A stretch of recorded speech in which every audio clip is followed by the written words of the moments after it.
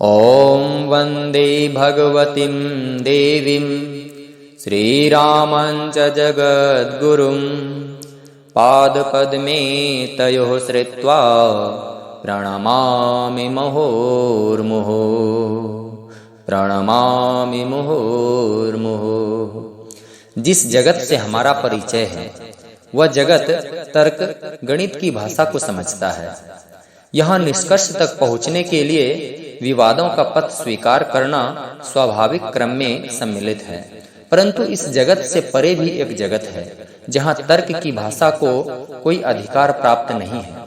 वहाँ श्रद्धा की, विश्वास की भाषा का प्रचलन है और वहाँ परिणाम को उपलब्ध होने के लिए समर्पण का पथ स्वीकारना पड़ता है। श्रद्धा प्रेम की दिशा के बदल जाने का नाम है।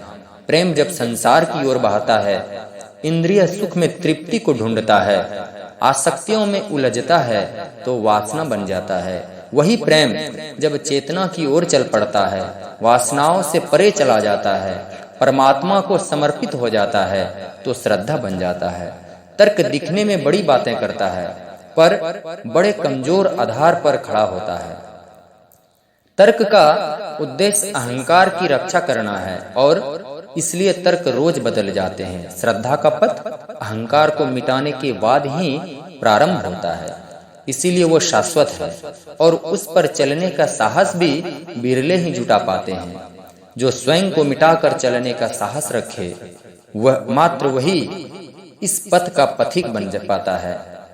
हम आसक्तियों में, राग में, द्वेष में, कामनाओं में, अहंकार में स्वयं को ढूंढने का निरर्थक प्रयास करते हैं। यह कुछ ऐसा ही है जैसे सामान घर में खोया हो और हम उसे ढूंढने का प्रयास पड़ोस के मोहल्ले में कर रहे हों। परमात्मा हमारे भीतर ही तो है, उसे ढूंढने के लिए भीतर उतरने की आवश्यकता है। संसार को पाने के लिए तर्क की भाषा जाननी पड़ती है और परमात्मा से मिलने के लिए श्रद्धा के बोल जरूरी है। श्रद्धा के जगत में आंखों की नहीं, हृदय की जरूरत है। वहाँ अंधा होना ही आंख वाला होना है। जो अपने अहंकार को नष्ट करने की ताकत रखते हो वो सुरमा ही श्रद्धा सिक्त है, वो साहसी वीर ही भक्त शिरोमणि है।